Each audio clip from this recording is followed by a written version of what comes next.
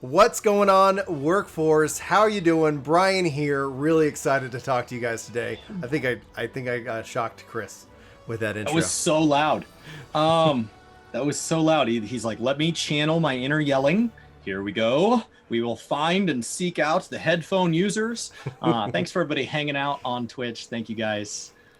It's been a great start to the week. It's Hopefully everybody been enjoyed their holiday weekend. Yeah, we do appreciate, like, guys, if you aren't aware, like literally Chris is just coming off of like an incredible legendary stream. So for these of you who lurk, follow, watch, just all that, we cannot thank you guys enough for just the amounts of support you're giving us by watching these videos, liking, subscribing, and sharing, and now clipping. If you guys haven't seen those little scissors, I put out a personal challenge. If there's something that you really enjoy about this video, clip it. Send it to us on Discord. I cannot wait to see what moments you like the best. We'll see if it's me blowing out Chris's own ears at the start of this video. But we got a lot to talk about today, guys. If you guys aren't aware, Asmongold has been playing Final Fantasy XIV. And yes, we're going to be talking about that, namely because this weekend, Final Fantasy XIV topping the charts, beating out Fortnite, beating out pretty much any game that I actually care about. I'm sure there's a handful of games that are bigger than Final Fantasy right now.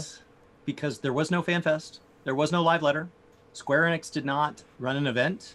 There was no patch. Square Enix, as far as I know, spent no money on this other than somebody said they gifted a few subs. Yeah. And if you guys have been following the channel for any amount of time, we were even putting out like public challenges for Asmongold to come and play the game. He's reacted to the game. He's discussed the game quite a bit. We were eventually like, dude, you talk about it enough. Just play the game. And a lot of people have had, and they've let us know publicly, privately, they're concerned about him and his community coming into our space, our sandbox, and our game. And to that, we've always kind of resisted that mindset. But it's happened. He's played it for the 2 days live on the stream. Numbers have been insane. Carnage has joined him, which we were just learning about him. There's so many new streamers that we've been introduced to that are actually quite massive. And it tells you, like, the best way to share out people that you enjoy. Doesn't have to be us. But if you guys enjoy streamers out there, our content creators, best way you say thank you is actually tell somebody else about the content that they make and that you enjoy. But people were concerned that he's going to hate the game. People were going to he's going to trash on the game. This is just good. This is bad for 14.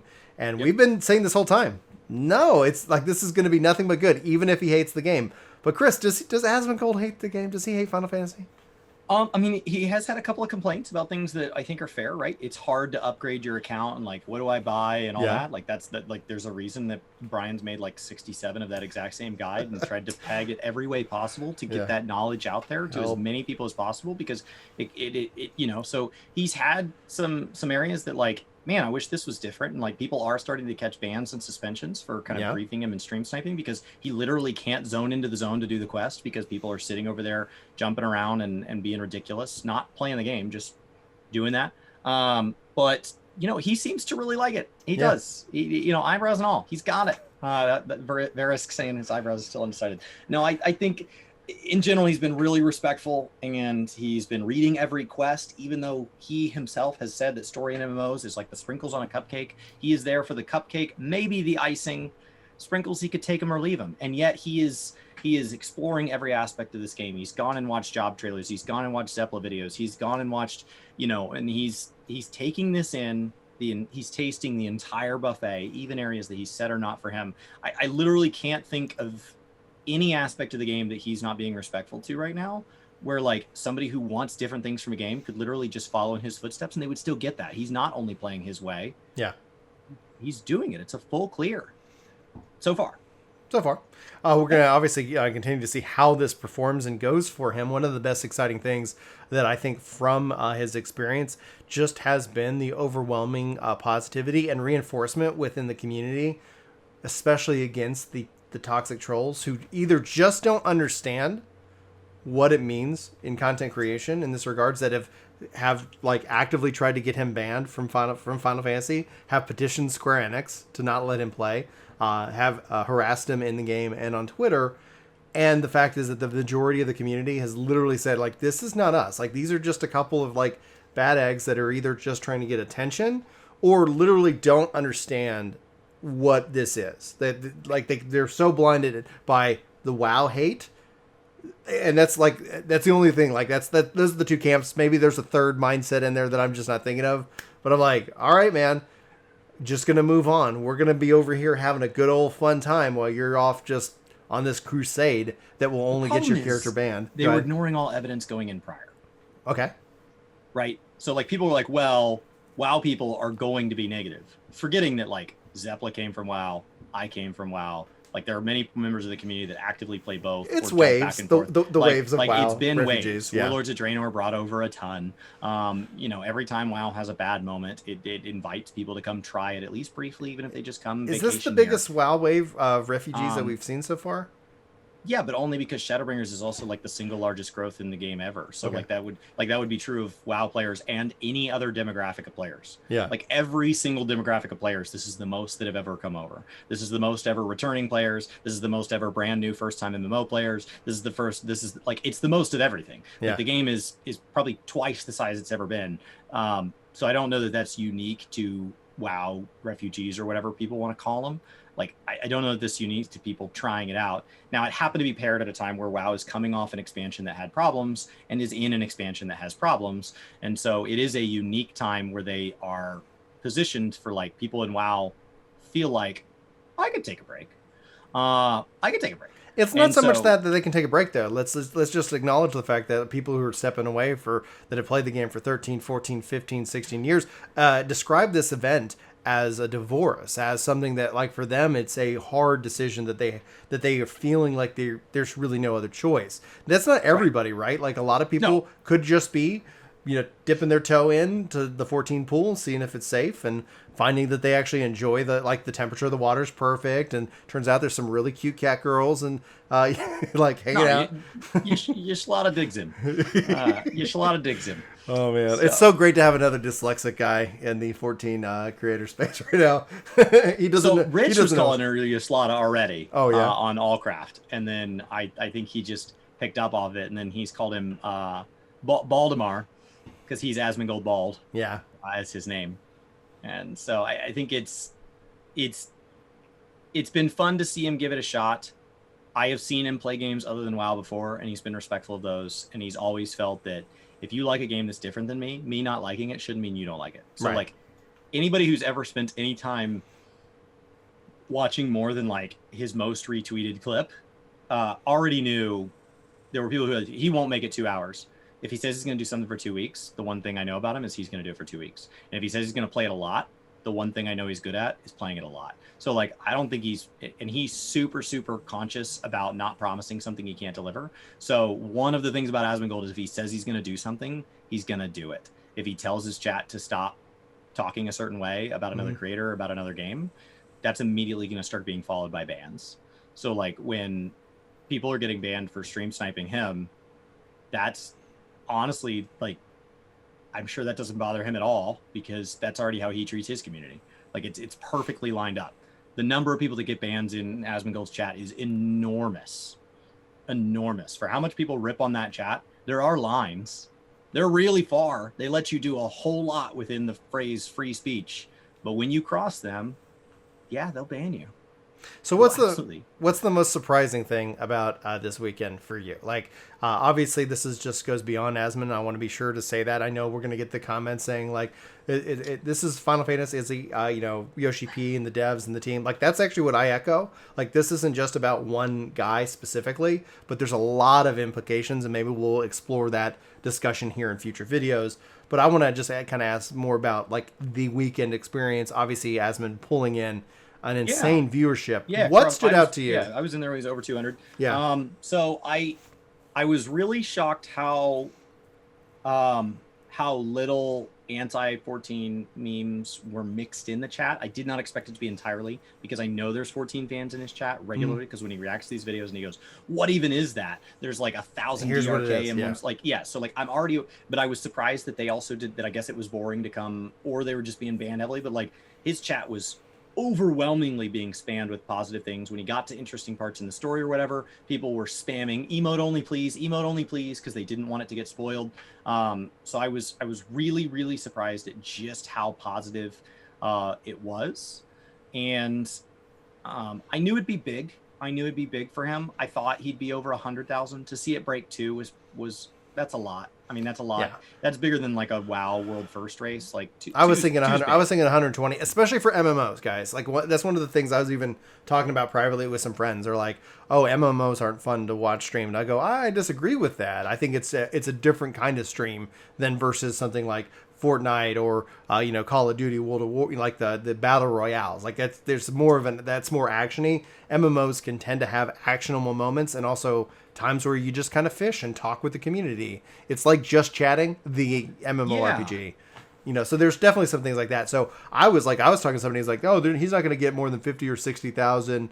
And I was like, no. I was thinking double that. I was like 120. And then when I talked to you, he's like, you're like 205. I've seen Chad even say like 237,000 was like the highlight on his number alone. I think wholesome described the weekend, which is a word that I don't think he typically associates with him. He talks about how sometimes he's kind of a jerk, can be kind of abrasive, that he's not for everybody, that he doesn't expect that his content's for everybody. It's entertain who it entertains, and you go find joy where you find joy.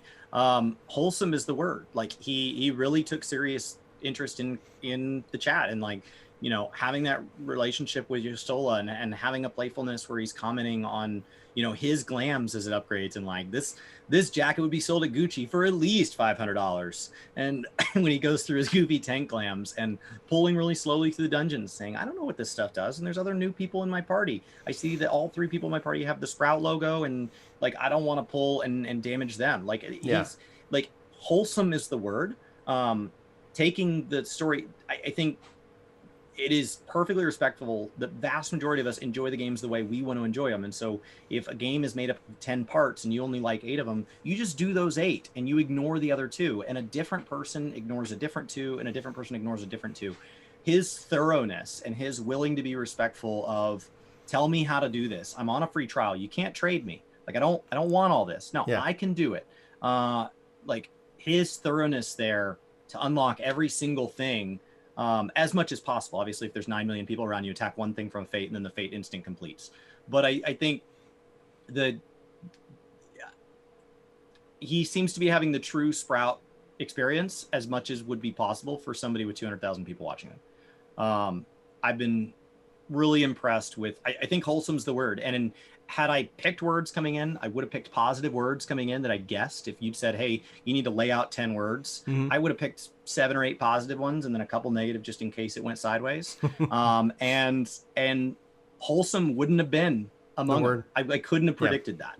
So for me, the thing that just blew me away is like coming back and checking out some of the archives, because I took the kids to swimming to the pool. We went and did 4th of July stuff this weekend. It was really family focused. I had a great weekend, and I wasn't just sitting down watching somebody play a video game.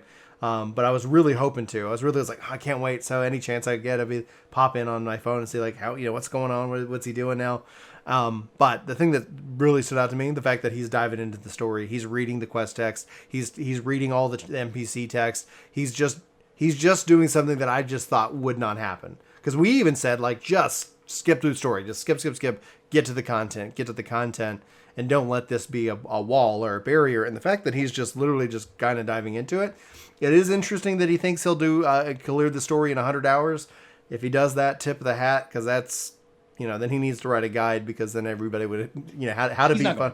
He's stopping and talking. And right. What is a fish back? And yeah, he won't. Yeah. It's too thorough. Yeah. Oh, yeah. So I think essentially what's really going to be interesting to see in the long run, as opposed to from this weekend forward, is obviously I think you're going to see Final Fantasy over the course of now till Endwalker continue to grow and grow and grow as more and more people get exposed to the game for the first time, or break down that whatever that barrier is to diving into the game. I've even seen people come in into live chat with us, or also in the comments saying like, I'm on the fence. Like, and I'm just like, what will help you get over the fence? Is it the free trial? Because here's a link. And by the way, we don't make a dime from that link. It's not like me pushing this as a way of like, oh, this is going to help make, work to gain money. Not at all. In fact, like our link in the description for the free trial literally just benefits the game. And we couldn't be more thrilled by that fact. In fact, it's play FFXIV. Command play FFXIV in Twitch. Find it somewhere. There it is. Get started for free. Final Fantasy XIV. That's the link if you guys want it. We'll be sure to include it in this video. And I'll probably try to just make that as a part of our default upload and only remove it on our non-Final Fantasy videos. Guys, we want people to come and play and experience this game. And being with Asmon, but it's also with everybody else who's checking it out.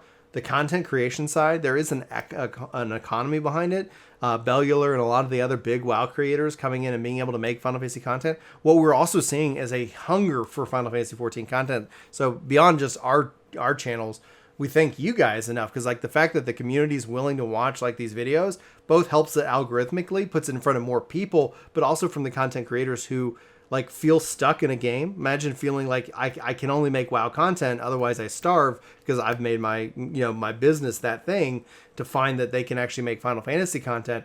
And that's the thing. I've seen people message me, hey, can you make some more Final Fantasy videos? I really like those. Well, great. I got good news. They're on their way, but we only have so much bandwidth. And that's why we've long advocated for more content creators. And speaking of which, I had a couple people who said that we got some shout outs, and I went and saw some fun videos of people who I had never seen before. So we've subbed to them. And guys, if you're making content, you can always hit us up on Discord. We're happy, or at least I am. I'm usually happy to kind of watch and give feedback and advice if you guys are asking for that. It's just time. Yeah. I know I've responded to a couple people and gone and left public comments or responded to them on Discord. It's just time. So from here, though, it's like I think Final Fantasy XIV is a brand new run. Now, this isn't again because of one guy. I think this is because Yoshi P and the team have delivered a fundamental great game with consistent patch updates and communicated really well. And all of a sudden, that's a huge contrast to what's going on in WoW right now. Long gaps in content, not enough communication, what's going on, etc. Right. And what you're going to see here, I think, going from here is going to be some of the biggest things. And I've said this before, and I'm probably going to make a video on Ginger Prime about this maybe later today, depending on my schedule. But Final Fantasy XIV still has aces that they have not played. Like Final Fantasy XIV, against any other MMO on the market or coming to market soon, outside of like Phantasy Star, which is on console, still has Xbox, Stadia, GeForce Now, still has platforms that they are not on and that they want to come to. And it's not going to be like a Switch. It's not like Yoshi P's like, Asmongold's playing. WoW's like really in a bad state. Flip the Switch. But when you think about the fact that like it is designed also to run on consoles from the ground up, it literally will be the MMO that's everywhere, that anybody can play at any point in time, that everybody's talking about. So I think honestly we're seeing a well-executed plan about to go into hyperdrive with Endwalker right on the horizon. What do you think, Chris? I mean, I think that if he was focused on a bad game, it would get an initial push like Flappy Bird or whatever, but it wouldn't last. Right, it doesn't. Like being given this opportunity, right, where a streamer comes in and a community is interested in that, you get a big push. What makes Final Fantasy in a good state is that they were ready prior to this happening. Yeah. They're already ready. The game has been ready to absorb new players. We went through a huge data center split drama going into Shadowbringers, tied to making sure that it was ready for events like this. That when they did the Fat Black Chocobo event, that they were inviting growth to the game. When they do a new World First tier, they're inviting growth to the game. When they do free login campaigns, or they expand the free trial, or they discount the game to 60% off on a platform, these are all campaigns that are designed to invite people in, and they're ready to receive them. As much as the individual servers were not ready to receive him and 200,000 people following the MSQ at the exact same time, however many hundreds of people were literally waiting in Lenosha so that they could be part of his stream or whatever and jump around. Once again, I'm going to keep stating this. Don't do it. They're giving out bans for harassing or stream sniping him. So, as much as there's that going on, the overall servers, they didn't crash. Yeah. They kick in. They have their wait time just like they're supposed to. They're doing exactly what they're supposed to. They don't let people into the zone so that the zone crashes. There was a time back in 14's history where that might have happened. It doesn't happen anymore. It says, hey, come back later. The game is functioning exactly as it was designed. It is ready to receive new players. It is ready to invite you in. And so when an event like this happens, it can be a really positive and growth experience. 100%, guys. So let us know what you guys are thinking about, obviously, this weekend. I feel like it's very historic. It's going to be something that is remembered for a long time to come, because it's not just about Final Fantasy XIV, but MMORPGs in general. And the thing is that momentum has weight. Momentum has serious amounts of weight, especially in the games industry. This is something that people are going to make note of. This is going to be something where people are like, man, remember that day that all of a sudden Final Fantasy XIV became the biggest MMORPG, not just in terms of player base, but in terms of viewership on Twitch? That stuff matters, and it helps, and it helps, honestly, Square Enix out immensely. In the end of the day, we're going to obviously have to wait and see what kind of rollout, what kind of waves or roller coasters this is going to be forward. But I'm unbelievably thrilled to be a part of this. We've been advocating for this game. I've been on it for 11 years. Chris, you've been advocating with me for coming up 5 years publicly. We were playing it privately, not on YouTube before that. So 7 when years. Was ARR? 7 years for you. It's coming up on 8, I think. Okay. But yeah, we've been obviously big fans, and it's so great to see that people are experiencing this game that we love and adore, and that we always want to hopefully get better. And one of the things that we asked ourselves, like, how can we help? And the thing that we answered is like, let's just help people get into this game, and hopefully they like it. And if they don't, that's okay too. I can't sit here. You're gonna like the game I like, man. It's like, okay. But that's gonna be it. Chris, any final thoughts before we wrap?